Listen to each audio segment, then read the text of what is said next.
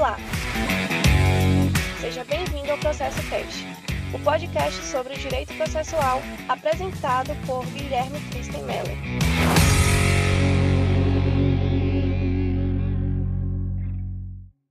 Olá, seja bem-vindo ao Processo Cast.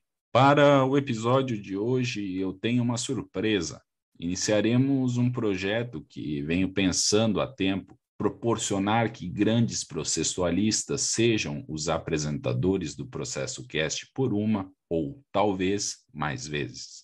Como já afirmei anteriormente, eu criei este podcast com a finalidade de proporcionar conteúdo sobre direito processual em estado da arte. Além das exposições teóricas e dogmáticas que já venho realizando nos episódios anteriores, hoje aflora nessa árvore que é o Processo Cast mais um galho, um novo eixo de exposição. Na ocasião em que eu decidi colocar em prática essa minha ideia, o primeiro nome que me surgiu foi o único possível para ser o primeiro processualista a participar do Processo Cast e inaugurar o projeto: o meu querido professor doutor Darcy Guimarães Ribeiro.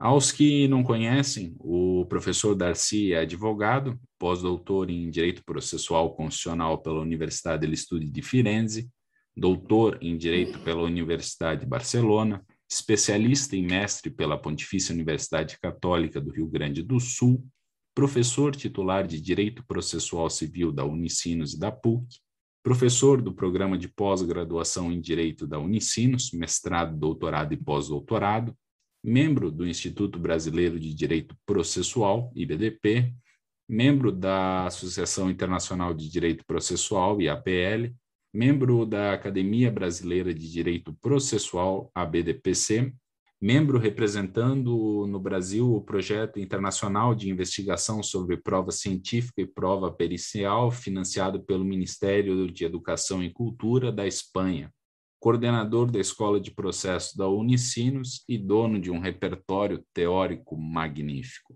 Hoje, o professor Darcy falará sobre a evolução do contraditório no Estado constitucional.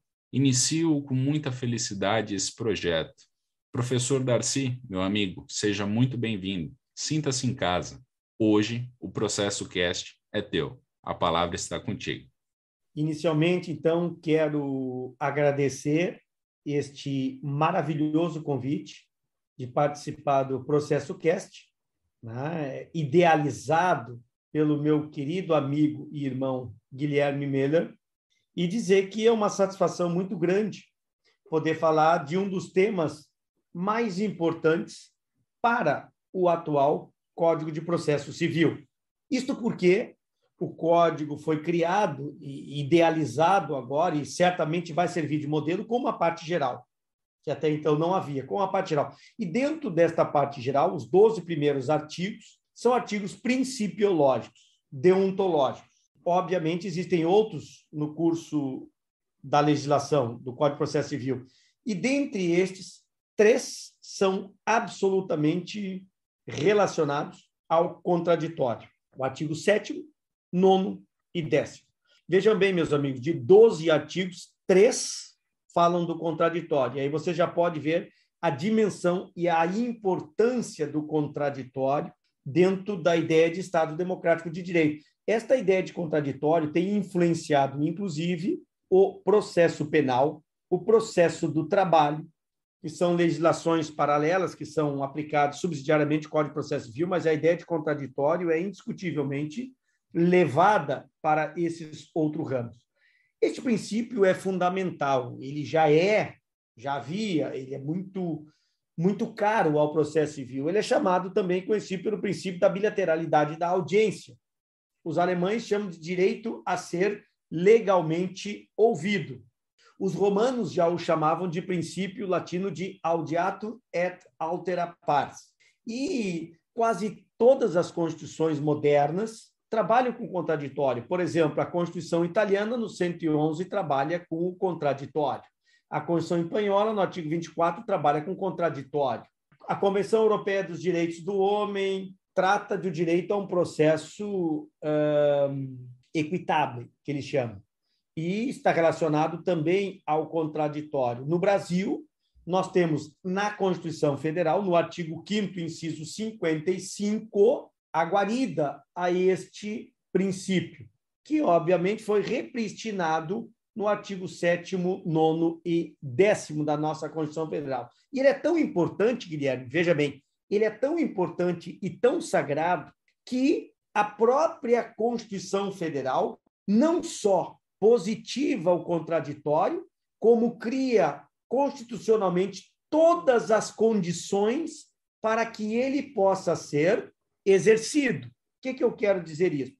A Constituição ela vai igualizar, melhor dizendo, né? Vai tornar igual, dar condições de acesso a todas as partes, inclusive aquelas que não disponham de recursos para custear o processo. Ou seja, quando se fala de assistência judiciária gratuita, lá no inciso 74, se não me engano, do artigo 5º da Constituição Federal, o legislador se preocupa em dar assistência judiciária gratuita para que a parte que não tem condições econômicas, né, possa efetivamente participar do contraditório.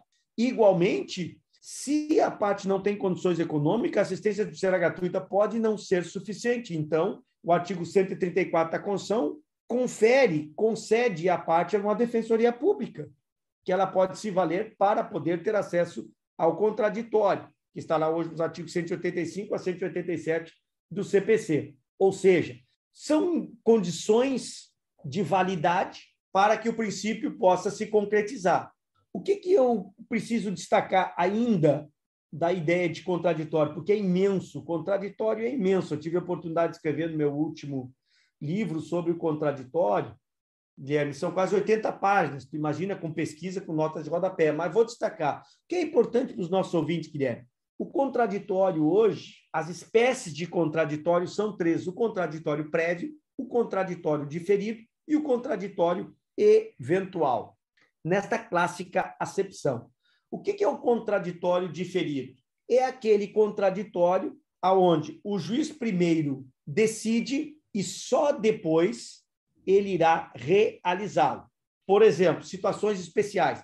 Ele é diferido. Primeiro o juiz defere uma liminar, obviamente inaudita altera a paz, né, sem comunicar a parte contrária, evitando o perecimento do bem, e após assegurar o bem, ele imediatamente abre o contraditório para a parte. Ele é diferido por quê? Porque ele é jogado para um momento posterior à decisão do juiz, ou seja, ele decide liminarmente sem ouvir o réu, sem estabelecer naquele momento contraditório. O afastamento dele tem a justificativa, porque em muitas situações, caso o réu seja ouvido, o perecimento do bem pode ocorrer, a chance é grande. Então, indisponibiliza e abre o acesso ao contraditório. Esse é o diferido. Isto não significa dizer que o contraditório foi violado. Ah, não, é uma exceção ao contraditório. Não, não é. Ele existe. O que acontece é o seguinte, é que ele é realizado procedimentalmente no momento muito mais adequado.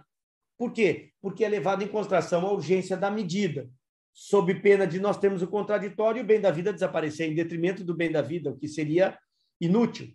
Outro tipo de contraditório, Guilherme, né, para os nossos ouvintes, é o contraditório eventual. O que é o contraditório eventual? É aquele contraditório que somente vai ocorrer se o interessado propuser uma demanda para ampliar ou para exaurir a cognição que foi realizada no processo anterior.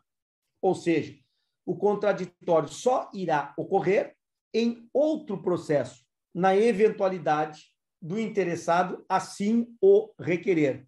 Exemplo, na estabilização da tutela no artigo 304 do CPC. Então, não contestado, o réu não apresenta recurso para liminar, o processo termina. Ah, mas o réu não... Terminou.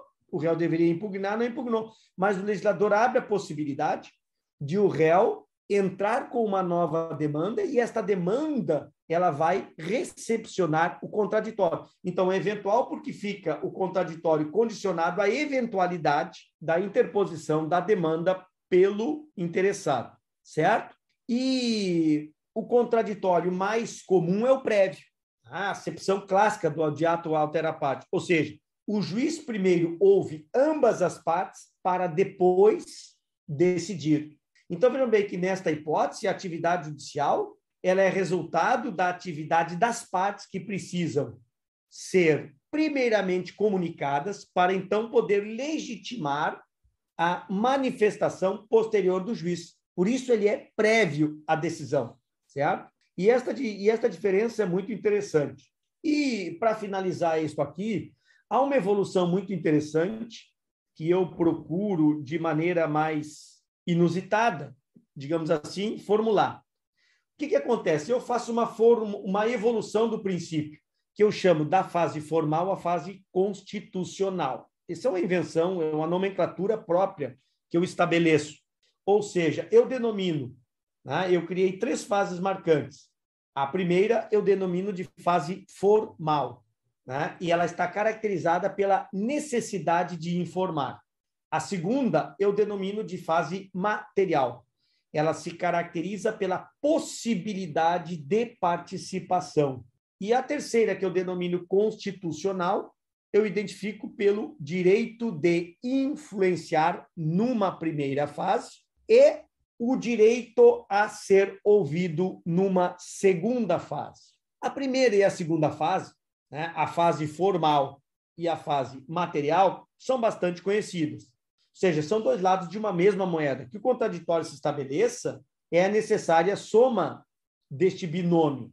O Couturi dizia que, quando trabalhava as garantias do devido processo legal, ele dizia que, segundo ele, o contraditório é necessário 2 requisitos objetivos. Primeiro, o demandado tem que ter sido notificado e, segundo, tem que se dar uma oportunidade para que ele possa participar.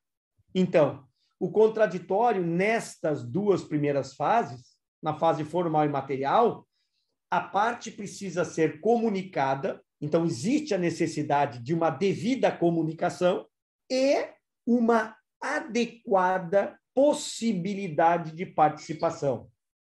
Então, isto já era conhecido da doutrina tradicional, desde o direito romano.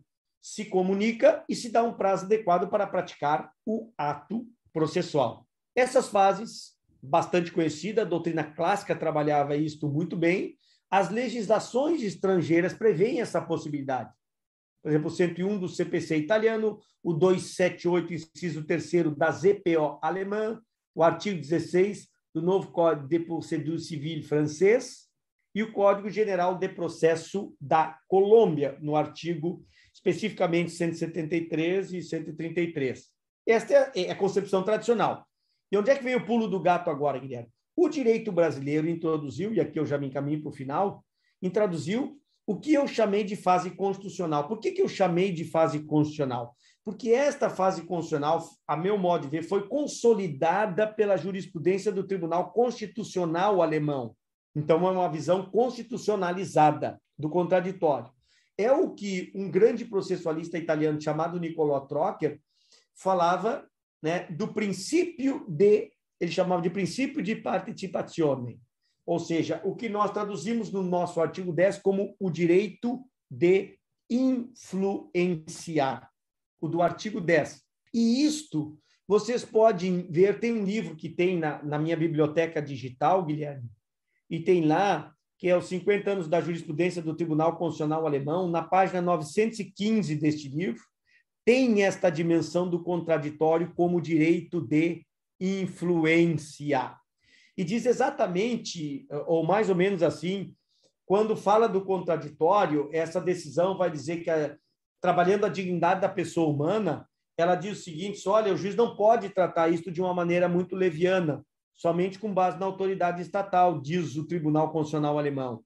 Através dessa decisão, ele dizia, olha, o indivíduo não só deve ser objeto dessa decisão, e aí o Tribunal Constitucional Alemão diz, mas o indivíduo tem o direito de ser ouvido antes da decisão que envolva os seus direitos. E aí é que vem a fim de poder influenciar sobre o processo e seu resultado.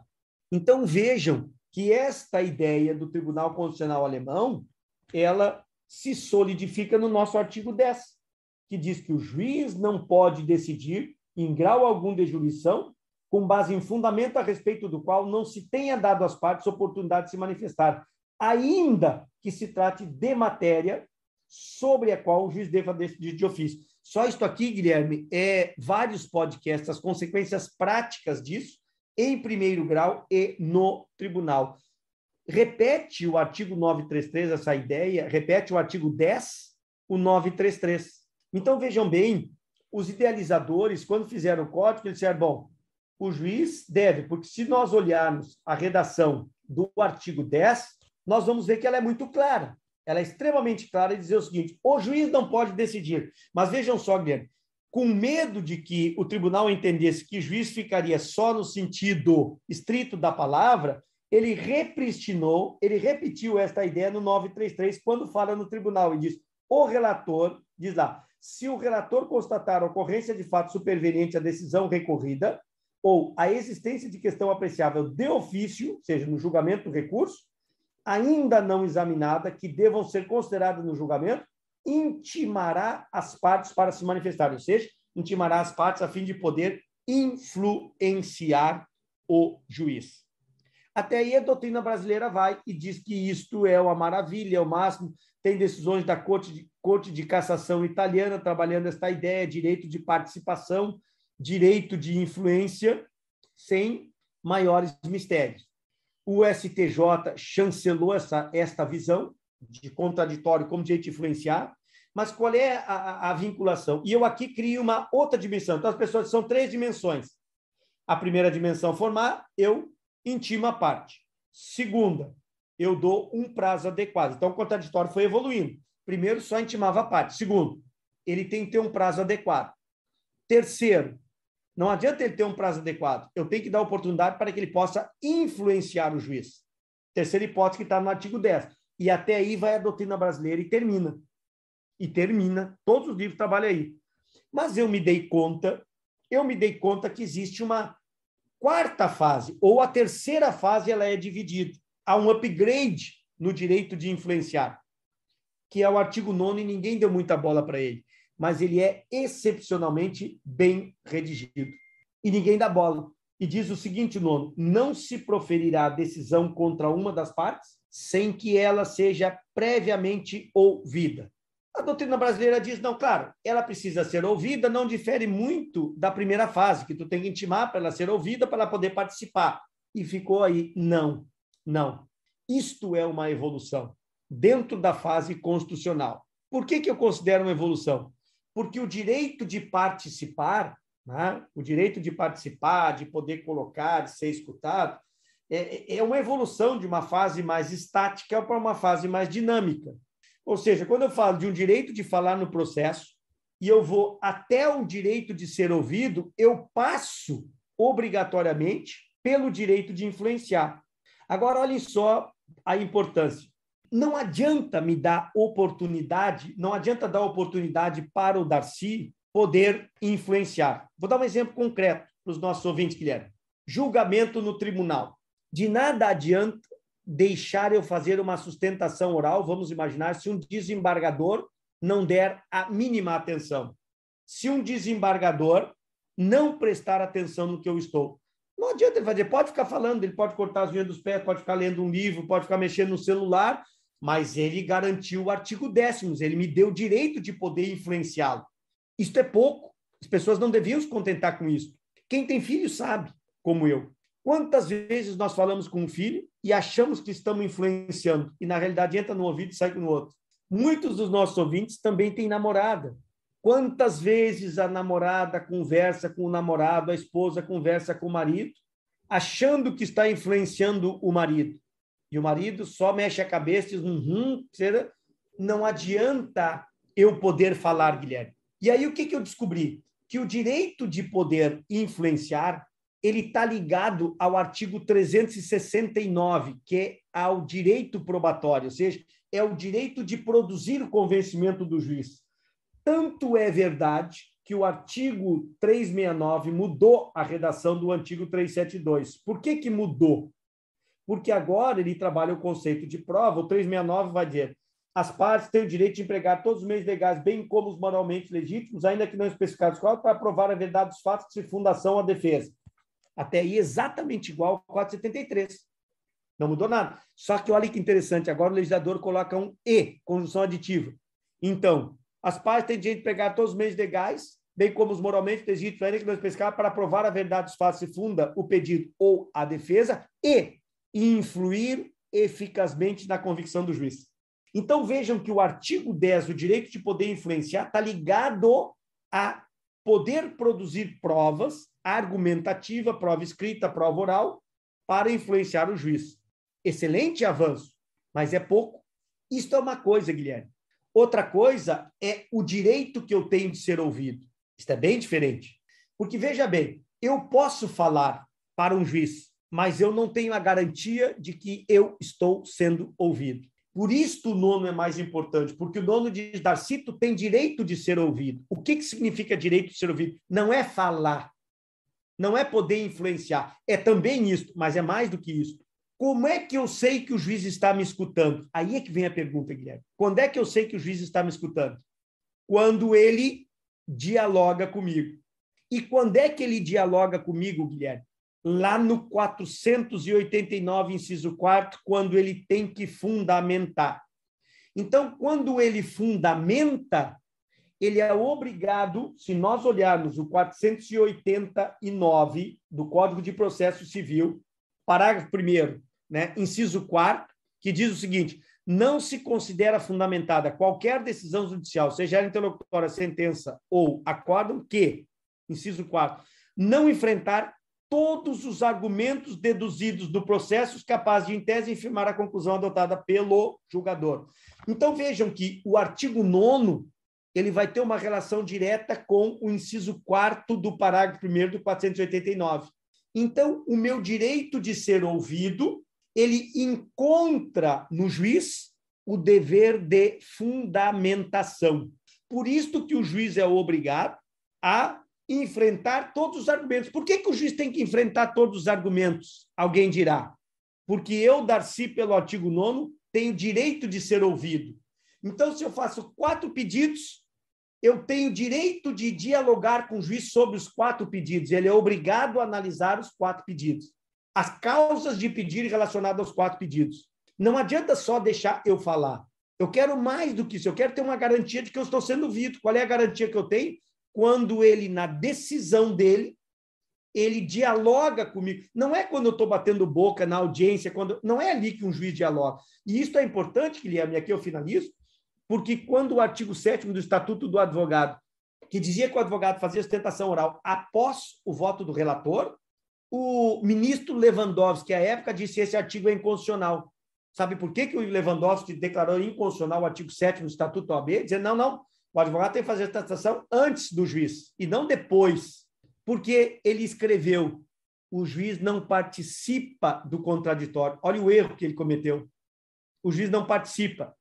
Aqui agora, no inciso 4º do parágrafo 1º do 489, o juiz é obrigado a participar do contraditório. Por que ele é obrigado a enfrentar todas as questões? Porque eu, Darcy, tenho o direito de ser ouvido. Então, veja que isto é um plus em relação ao artigo 10º, porque o 10º está relacionado ao 369 e o 9º está relacionado ao 489, parágrafo 1º, inciso 4º. Então, eu considero isto, e escrevi sobre isto no meu livro, isto é um upgrade, isto é muito mais importante do que somente o direito de influenciar, como a doutrina coloca, Guilherme. Eram estas as evoluções que eu considero importantes. E aqui nós estamos, que é no artigo 9º, né, e desemboca na fundamentação, Guilherme. Professor Darcy, é uma felicidade imensa e toda a sua fala é sempre, como eu sempre sustentei, sempre vou sustentar, é sempre uma aula, não é uma fala, não é uma conversa, é uma aula magna, né, digna de abertura de qualquer espécie de curso, de evento, e é fantástico. Apenas aos nossos ouvintes, né, não deixei isso claro antes, mas gostaria de enfatizar que o professor Darcy é meu orientador em sede de doutorado. Eu trabalho com ele já há alguns anos e toda vez que eu o escuto acerca de...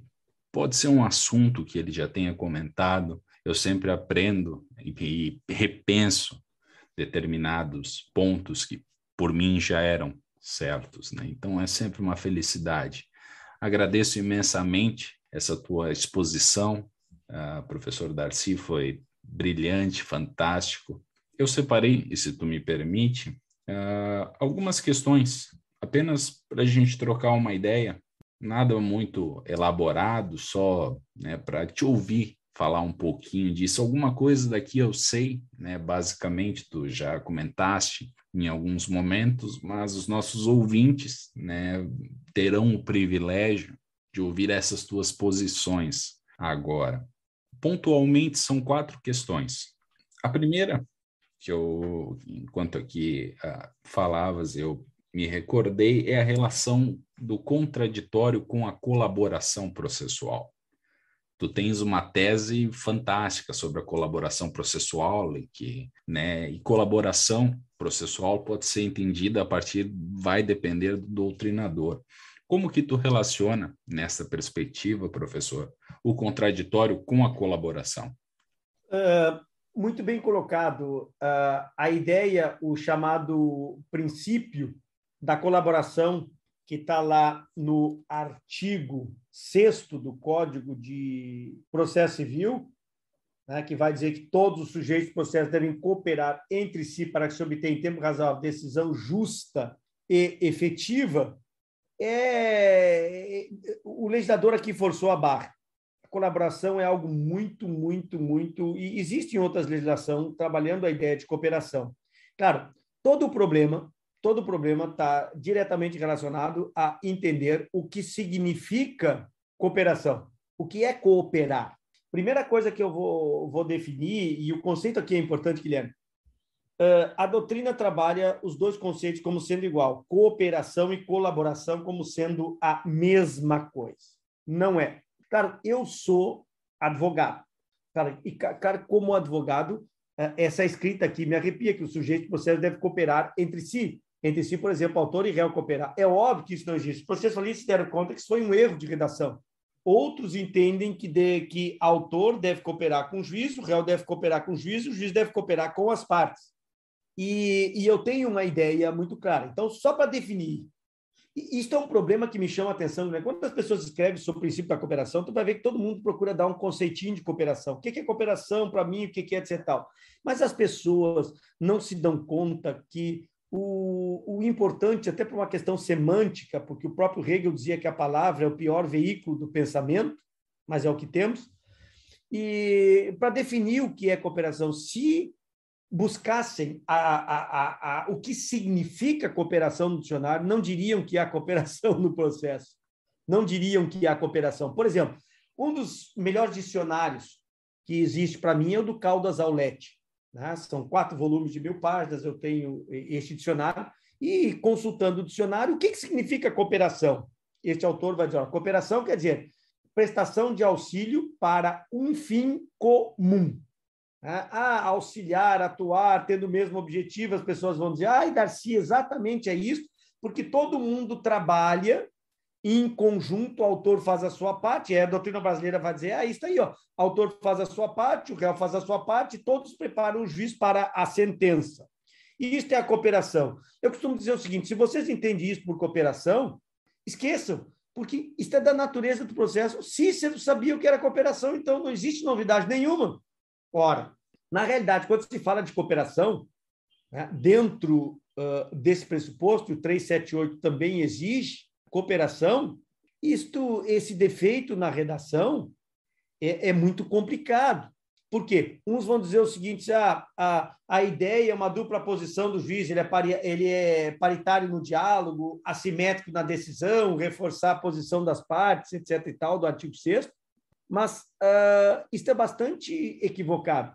Esta concepção de colaboração que todo mundo tem, ela, na minha concepção, não deve ser considerada um elemento capaz de autorizar a existência de um princípio, na medida que as partes do processo, já desde a antiguidade, sempre atuaram visando o seu próprio interesse, de forma sistematicamente e em conjunto com o juiz para legitimar o procedimento. Está aí o livro clássico do Luhmann, Legitimação pelo Procedimento, a visão mais habermasiana do processo. Portanto, nessa perspectiva, nada mudou com a introdução do artigo, porque esta concepção está umbilicalmente ligada com a ideia, para mim, a cooperação está ligada à ideia de contraditório. E por que está ligada? Ideia de cooperação e conceito às fins vale a pena consultar. No direito americano, eles são altamente especializados em diferenciar cooperação de colaboração. Então, só para que se tenha uma ideia como não existe cooperação no processo, cooperação, tecnicamente falando, o trabalho cooperativo, ele existe uma diferença clara de tarefa a ser realizada pelos participantes e cada um deles é responsável por uma parte da solução do problema. Enquanto que na colaboração existe um engajamento mútuo dos participantes num esforço coordenado para a resolução de um problema em conjunto. Ora, nesse sentido, é muito claro que o processo não pode existir cooperação e muito menos colaboração, porque ambos os conceitos pressupõem um compartilhamento de ações conjunta entre todos os sujeitos envolvidos, aproveitando as habilidades pessoais de cada um para um objetivo comum. Ora, e se tu olhar o objetivo, salvo um professor de processo, mas não para advogado, o objetivo do autor é ganhar a demanda, o objetivo do réu é ganhar a demanda. Autor e réu não estão preocupados numa sentença constitucionalmente democrática, dizendo, não, ele quer ganhar a causa. E por que aqui, só para finalizar, Guilherme, eu vinculo a ideia do contraditório? Porque no atual CPC, o processo, quando passou a ser constitucional, ele pressupõe que o juiz seja cooperativo. Então, veja bem, olha a diferença. Não existe, metodologicamente, um processo... Então, por exemplo, muitos autores dizem, estamos dentro de uma nova metodologia, um processo cooperativo. Não, meus amigos, isso é para professor de direito, essa gente não conhece o foro quando fala isso. Com todo respeito, não conhece o foro. O que existe é um juiz cooperativo e não um processo. O juiz tem o dever de ofício de cooperar com as partes. Ele encontrou o vício, intima a parte para que ela possa sanar o vício. O juiz é cooperativo, não é o processo. O processo é dialético. No processo, uma parte quer o fígado da outra, usando uma expressão mais chula.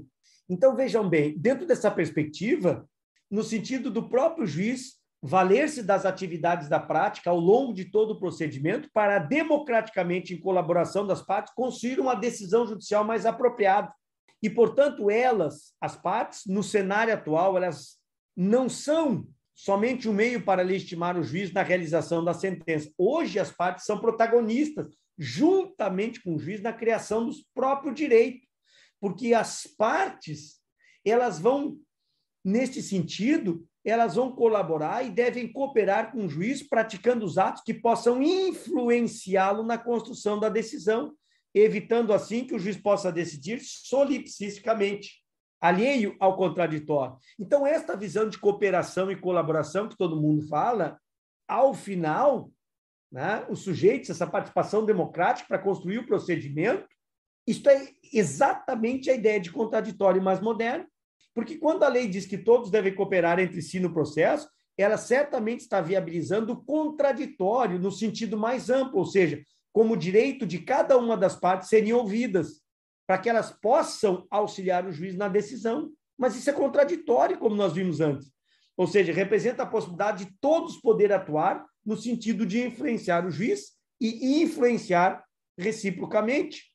E vejam bem, o próprio Calamandrei, em 1954, no livro que eu traduzi sobre processo e democracia, o Calamandrei dizia o seguinte, que com os princípios modernos do processo oral, os quais, sobretudo, fundaram-se na colaboração direta entre os juízes e os advogados, sobre a confiança e natureza das suas relações, sobre um diálogo simplificador das questões apresentadas para alcançar.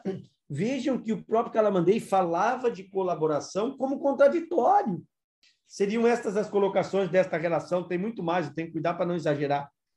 Professor Darcy, grato pelas contribuições, né, pela resposta à questão. Né, em poucos minutos, o senhor matou uma quimera que vem assustando a comunidade processual há muito tempo. Muita gente alimenta essa quimera, mas ficamos por aqui. Eu tenho mais 3 questões que eu gostaria de ver com o senhor. A primeira, para dar continuidade, vai relacionar e muito com o questionamento anterior, é o papel do contraditório para a manutenção da democracia. E aqui eu gostaria se possível, que o senhor fizesse a sua exposição acerca da sua percepção de contraditório, de democracia, perdão, numa perspectiva participativa e representativa. E como o contraditório é fundamental nesta perspectiva participativa de democracia pelo processo. Perfeito, Guilherme. A ideia de estar dentro de um Estado democrático de direito, a ideia de democracia é fundamental. O problema é que as pessoas acham que democracia, quando falam de democracia, estão dizendo, identificando e significando democracia representativa. Mas há todo um histórico para demonstrar que a democracia representativa, especificamente a partir da Revolução Francesa, ela foi criada como um elemento legitimador do poder legislativo e do poder executivo, porque a legitimidade dela se dá através do voto. Vejam como, quando a Constituição brasileira fala que nós estamos dentro de um Estado democrático de direito, ela não define qual democracia. O que é a democracia? Ela não define, é um conceito aberto. Só que a doutrina vincula e parece que conhece só a democracia representativa. Cara, neste jogo da democracia representativa, o Poder Judicial tem um papel absolutamente descartável. Por quê? Porque para a democracia representativa moderna, dois elementos objetivos são fundamentais: o voto e os direitos fundamentais. Ora, o voto como elemento central de legitimador para a criação dos direitos, obviamente, guinda o poder legislativo como um dos mais importantes, ou seja, democracia é o voto e, logicamente, só são votados poder executivo e legislativo. O sistema brasileiro não se vota em juiz, o juiz faz concurso. Consequentemente, a função do juiz dentro da democracia representativa tem um papel insignificante. Cara, se deem conta que a Revolução Francesa de 1789, o Poder Judiciário, pelo próprio livro do Montesquieu, o juiz era la bouche de la loi, o que hoje significa dizer o juiz é la bouche de la Constitution. Não mudou nada. O juiz é a boca da lei. Isto significa dizer que o papel do juiz é desvelar o que a lei já diz que é. E, portanto, o papel do juiz é secundário. Não é à toa que na França, até hoje, o poder judiciário não é um poder. Só existem dois. Então, claro, uma pessoa vem com a visão caolha da ideia de democracia, porque democracia é mais do que voto. Porque, na realidade, eu separo lex, lei, ius, direito. Desde o direito romano, isso existe. Com a Revolução Francesa, essas duas palavras se tornaram sinônimos, a ponto das pessoas achar que a lei é o direito, e confunde lex com ius. Eu, brincando agora na aula de mestrado, na minha última aula de doutorado, agora na doutorado, perguntei o que tem no artigo 5º, a unanimidade, todo mundo diz direito fundamental. Eu digo, muito bem, se tem direito fundamental, qual é a diferença para vocês entre direito e lei? Entre lex e ius? Não tem. Claro, porque a ideia de democracia representativa, ela faz esta vinculação. Eu não tenho, infelizmente, tempo para poder explicar, mas no direito romano sempre se separou lex de ius.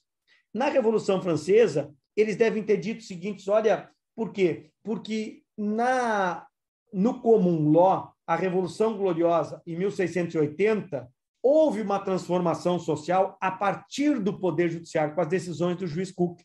Então, o que acontece? Sempre ficou separado lex de ius. E por que com a Revolução Francesa não? Porque o direito do ancien regime, que via o ius commune, era o mesmo. Só que quando se fez a Revolução Francesa, os juízes eram vinculados ao poder real. E como a Revolução Francesa derruba a monarquia na França, naturalmente tende a derrubar todos aqueles que estão com a monarquia. E os cargos de magistrado na época eram vendidos. Montesquieu foi magistrado porque era barão, havia comprado 10 anos antes da Revolução, vendeu o seu cargo. Então, eles, ou seja, os revolucionários não podiam contar com os juízes. Então, eles fizeram a revolução de costa para o judiciário, porque não podiam contar com o judiciário para produzir as reformas que queriam. Provavelmente alguém deve ter dito o seguinte, e os juízes se tornavam muito rebeldes. Basta olhar aquele filme Sessão Especial de Justiça. Alguém teve uma sacada muito inteligente, que eu ainda não descobri quem. Na Revolução Francesa, ele disse o seguinte, olha, nós representamos o povo. Nossa função é criar a lei. Então, nós somos eleitos para o parlamento e vamos criar a lei. Muito bem. Só que eles criavam a lei e os juízes, na interpretação, estavam aplicando os valores do Ancien Regime e estavam botando a pique os valores da Revolução Francesa. Alguém deve ter dito, não, para aí, os juízes estão enterrando os nossos valores, porque estão julgando com os pressupostos anteriores. Eu não quero isso, eu produzi um rompimento. Eu fiz uma revolução, eu produzi um rompimento. Como é que podemos domesticar os juízes? Porque não tem como tirar os juízes e botar os companheiros para julgar. Não dá, é um cargo altamente técnico. Eu tenho que domesticá-lo. Alguém teve a sacada de dizer o seguinte, só um minutinho, no direito romano, lex é diferente de ius. Mas quem sabe a gente tira do sinal de diferente, aquele risco no meio, e deixa lex é igual a ius. Olha só que interessante ele deve ter dito. Vou dar a minha ideia. Nós criamos a lei para o povo. Então, nós somos o povo. Ora, se nós criamos a lei para nós, esta lei tem que ser direito para o povo. E o juiz terá que respeitar esta lei, porque ela é o direito do povo. E aí vinculou lex com ius. Naturalmente, isto gera uma confusão muito grande. E o Poder Judiciário é relegado. Claro, porque os valores da Revolução Francesa, o juiz estava vinculado à monarquia que caiu, portanto, o juiz nunca foi bem visto. Vejam que os valores da Revolução Francesa viajaram o mundo inteiro. 200 e poucos anos depois, nós aplicamos esses mesmos valores no Brasil, exatamente igual. Mas os valores da Revolução Francesa não atravessaram o Canal da Mancha, os 20 quilômetros, não atravessou. Então, não produziu a influência. É por isto que hoje nós desconfiamos dos juízes, porque o que se tem com o dispositivo é que eu não confio no juiz. O juiz não pode isso, o juiz não pode. Cara, porque na Revolução Francesa o juiz não podia nada, porque ele era aliado do rei. Então eu separei e vinculei isto à ideia de democracia participativa. E aí desenvolvi uma ideia de que a democracia, a verdadeira democracia é a participativa, porque através dela, porque não adianta eu ter um direito fundamental no texto se ele não é concretizado. Eu preciso concretizá-lo. E esta concretização se dá através do processo. Portanto, meus amigos, na minha concepção, a verdadeira democracia é a democracia participativa. E só pode haver democracia participativa no processo através do contraditório. Porque o contraditório é a infraconstitucionalização da democracia. Mas vejam que esta democracia participativa é para a criação do direito na sentença, para a criação do ius, não da lex. Da lex é democracia representativa, é voto. Mas aí é que eu invoco Friedrich Miller, no livro clássico dele, Teoria Estruturante do Direito, lá no capítulo 10, em que ele vai dizer, não, só um minutinho, uma coisa é texto, é lei que é criada pelo legislador, é lex. Outra coisa é a norma, é o ius, que é criada pelo Poder Judiciário. Então, a verdadeira democracia não é a que cria um direito fundamental num texto abstrato que nunca é cumprido, mas a verdadeira democracia é aquela que existe quando o direito fundamental é concretizado através de uma decisão do juiz. Quando o juiz diz para o poder público, entrega o remédio para o João. Ali está a verdadeira democracia. Não é dizer que o João tem direito ao remédio. Ele vai bater lá, o cara vai dizer, não, não te dou, não tenho. Então, não adianta eu criar um direito abstrato e dizer que isto é direito. Isso não funciona, porque aí eu dependo da vontade da parte contrária para realizar o meu direito. Não adianta eu dizer o seguinte, olha, a Constituição assegura o meu direito fundamental à saúde e o legislador dizer o seguinte, tu fica lá na fila, daqui a 4 anos eu te opero de câncer. Mas eu tenho direito, ele vai dizer grandes coisas, eu sou Napoleão Bonaparte, eu sou governador e cada um na sua. Então, isto não é um verdadeiro direito, isto é um texto de lei, que eu não posso confundir. E a verdadeira democracia nasce quando os direitos fundamentais são concretizados. Por isso o processo é muito mais democrático que no voto. Porque no processo eu tenho o amplo acesso que eu não tenho através do voto. Quem vota são eles, não são. Ah, mas ele é meu representante. No processo, eu tenho a publicidade, que no Congresso, regra geral, eu posso ter e posso não ter. No Congresso, quando ele vota, ele não fundamenta. O juiz, quando decide, é obrigado a fundamentar. Quando eu não gosto da decisão do deputado, no voto que ele fez, eu não posso fazer nada. Quando eu não gosto da decisão do juiz, eu recorro e posso mudar.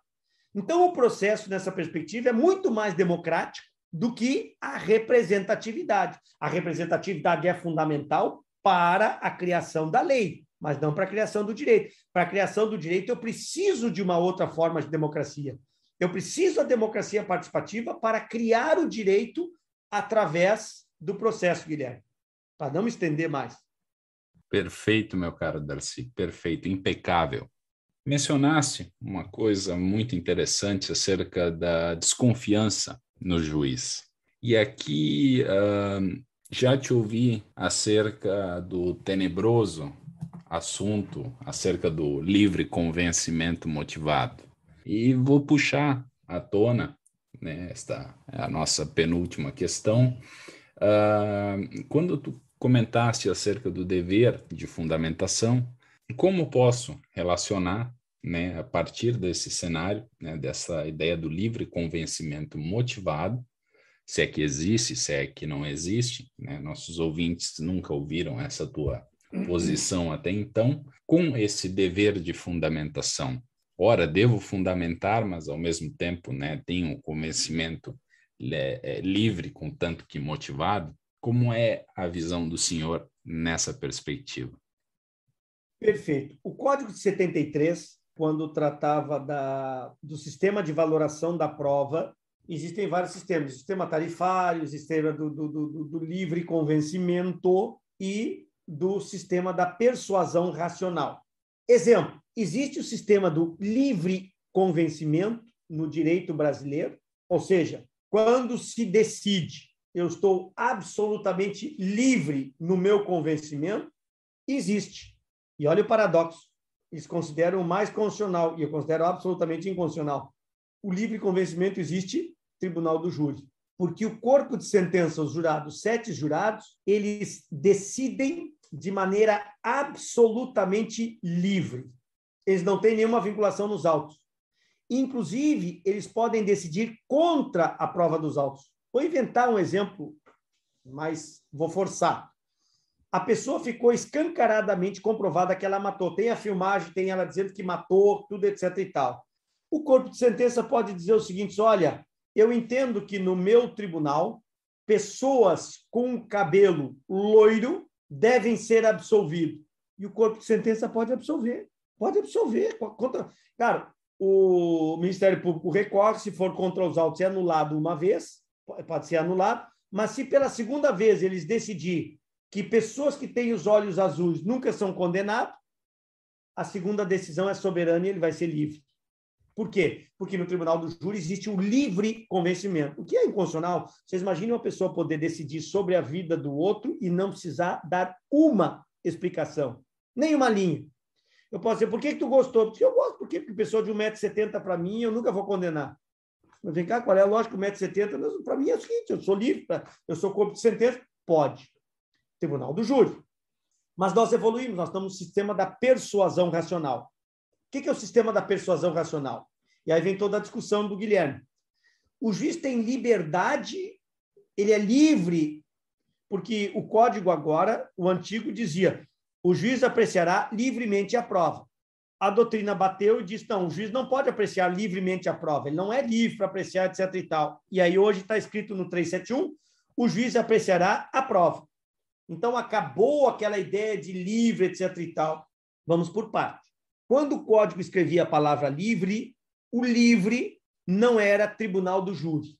O que mudou quando tirou a palavra livre no 371 hoje para o antigo Código de Processo Civil? O que mudou tirando isso no dia a dia? Nada. Praticamente, como advogado, o que mudou? Nada. Como assim, Darcy? O juiz apreciava a prova constante numa reintegração de posse antes do CPC, exatamente da mesma forma que ele aprecia a prova na reintegração de posse com o CPC de 2015. Porque uma questão muito simples. Mesmo antigamente, o que significava a palavra livre para mim, quando eu dava aula naquela perspectiva? Eu dizia, olha aqui, ó, livre quer dizer o seguinte: na hierarquia das provas, dentro de um processo, não existe uma hierarquia objetivamente falando. Ou seja, no sistema da prova tarifária, o depoimento de um senhor feudal equivalia a 3 servos. Então, se tu quisesse ganhar a causa, tu tinha que ter 4 servos. Hoje, as provas não têm um peso pré-determinado, salvo raras exceções, por exemplo, prova legal, escritura pública, só mediante documento. Mas Não há uma hierarquia hoje nas provas. Por exemplo, vocês sabiam que, inclusive, no exame de DNA, na investigação de paternidade, já tem decisão do STJ, tem uma decisão, o juiz pode julgar contra o DNA baseado numa testemunha. Na prova testemunhal, melhor dizendo. Pode. Por que pode? Porque o 371 vai dizer, o juiz apreciará a prova constante nos autos, independentemente de quem tiver promovido, e vai indicar as formações do seu convencimento. Então, a ideia de liberdade, a palavra livre, não era que ele estava livre do processo, para julgar de acordo com como ele pensa o mundo, solipsisticamente. Não. A palavra livre estava relacionada a dizer o seguinte ao juiz, não há uma hierarquia entre as provas no processo. Então, tu pode julgar com base no documento, com base na perícia, com base na prova testemunhal, tu tem, como ele tem hoje. Hoje o juiz tem a mesma liberdade que tinha antes, porque ele pode escolher um documento, uma testemunha, porque o convencimento dele vai ser pelo conjunto probatório. Ou seja, a expressão do direito francês que eu gosto é um feixe convergente de indícios que vai produzir o convencimento do juiz. Ele não é obrigado a julgar com base em 3 testemunhas, 2 documentos, um documento, testemunha, documento público, documento particular. Não, ele tem liberdade e continua tendo para poder valorizar a prova de acordo com o contexto probatório dos autos. Obviamente, como diz a lei, e já dizia antigamente, ele tem a liberdade para saber se a testemunha do autor é melhor que a testemunha do réu. Nenhum legislador vai dizer que 2 testemunhas do autor é melhor que uma do réu. Não existe. Por isso ele ainda continua tendo liberdade. Porque ele pode se valer da testemunha do réu, ela produzir maior credibilidade que as 2 do autor. Então ele tem liberdade, como ele tinha antes. Então não adianta tirar a palavra porque não muda nada. E ele é obrigado, como também era, a fundamentar, a expor as razões pelas quais a testemunha do autor é melhor que a testemunha do réu. Ou seja, ele tem liberdade para dizer qual delas produzir o maior convencimento dentro do contexto probatório, mas ele tem o dever de explicar por que esta testemunha goza de maior credibilidade em relação a outra. Ele pode dizer, esta testemunha goza de maior credibilidade porque, de acordo com o contrato apresentado, o que ela disse fecha com a cláusula 3ª. Então, somando a cláusula 3ª do documento e o que ela disse, empresta maior credibilidade para ela do que a outra. Isto é uma liberdade ineliminável na valoração da prova. Ineliminável, ele continua tendo esta liberdade, porque não há uma escala de valores. No sistema tarifário da prova não havia liberdade, porque o legislador dizia um depoimento, aquilo, etc. e tal, vale. O juiz era um matemático, ele ia calculando, então não tinha liberdade. Ah, mas quem sabe essa... Não. Quem sabe este serve é melhor que o senhor feudal. Não existe isso. Por isso que a liberdade não está ligada a decidir solipsisticamente como ele acha que é melhor. Não. Esta liberdade significa dizer que não há uma hierarquia entre as provas no processo. Então, se eu tenho uma testemunha do autor e uma testemunha do réu, ele tem a liberdade, dentro do contexto probatório, de ver qual delas produziu o maior convencimento. E depois, obviamente, vai expor as razões pelas quais ele acolhe este depoimento para julgar procedente ou vai acolher aquele depoimento para julgar improcedente a causa. Impecável, professor Darcy, impecável. E, apesar do nosso papo, né, nossa conversa, a exposição está caminhando, né, muito bem. Se deixar, certamente, nós ficamos aqui até, né, semana que vem conversando, porque tanto a ti quanto a mim, né, não só o contraditório, mas o processo em si e em sua ampla dimensão é prazeroso e algo que nos agrada.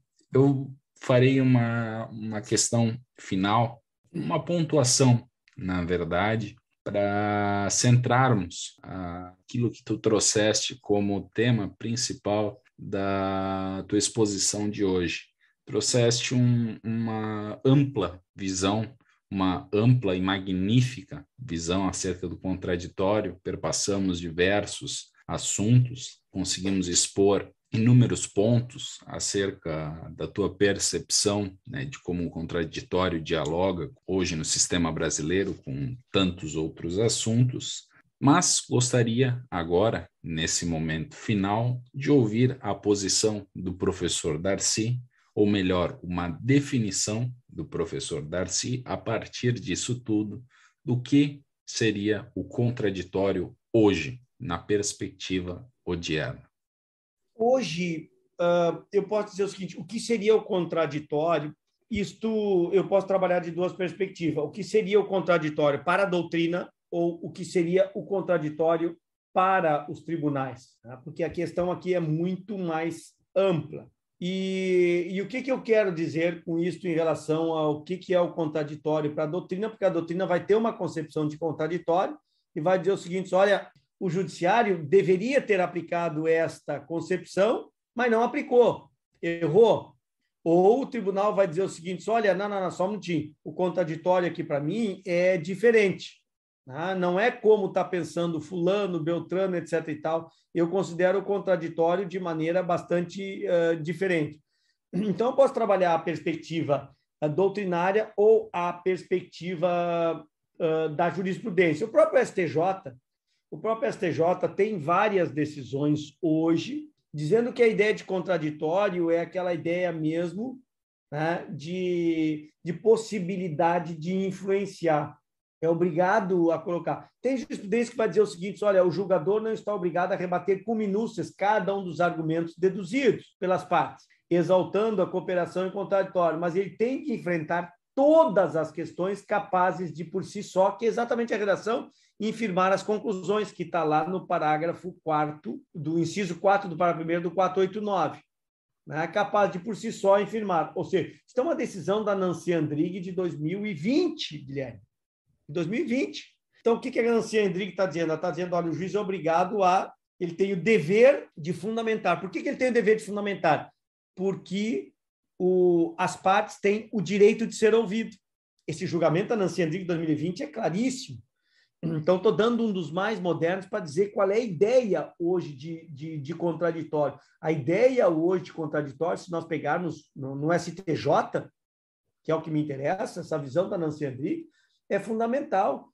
Então, a Nancy Andrighi está dizendo o seguinte, olha, o juiz tem o dever de enfrentar todas as questões capazes de, por si só, infirmar as conclusões acerca dos pedidos formulados pelas partes, sob pena de não ser fundamentado.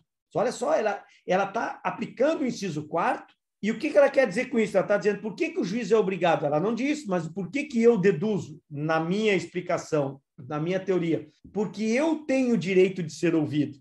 Não é porque eu posso influenciar o juiz, porque eu tenho direito de ser ouvido. Então, olha a importância do contraditório nessa perspectiva. O próprio Hermann Benjamin, já em 2017, ele dizia que ele anulou um processo exatamente por falta de contraditório. O juiz usou um argumento que o autor e o réu não haviam submetido ao crivo a possibilidade do juiz. Então, as partes estavam discutindo uma questão e o juiz veio com uma terceira via e não intimou a parte.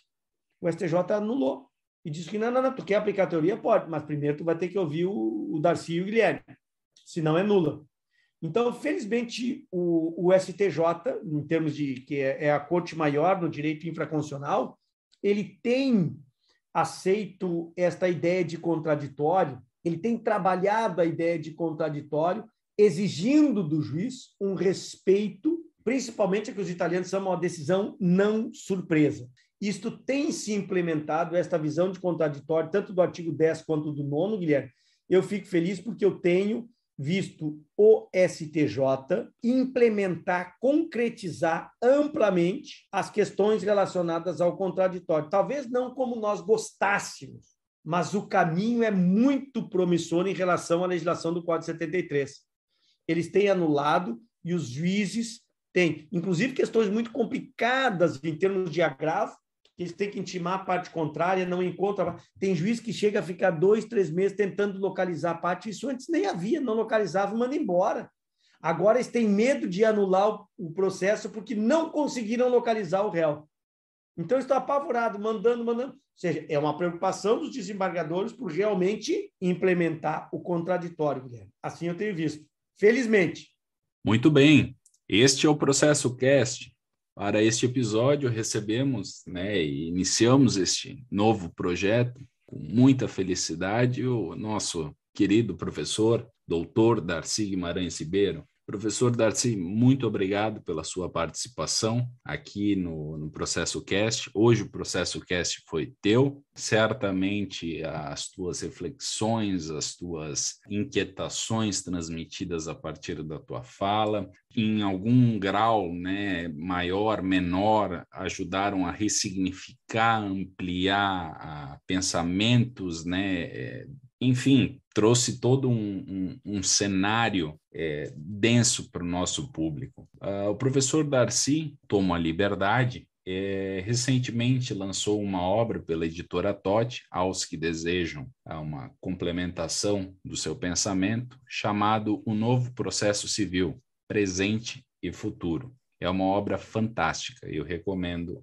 Há também todos os artigos, capítulos de livros do professor Darcy disponibilizados no seu perfil do academia.edu. E, professor Darcy, te pergunto para encerrarmos este episódio, caso algum ouvinte tenha ficado com alguma questão ou queira entrar em contato com o senhor, qual é o caminho, e-mail, ou que ele pode estar lhe enviando ou entrando em contato?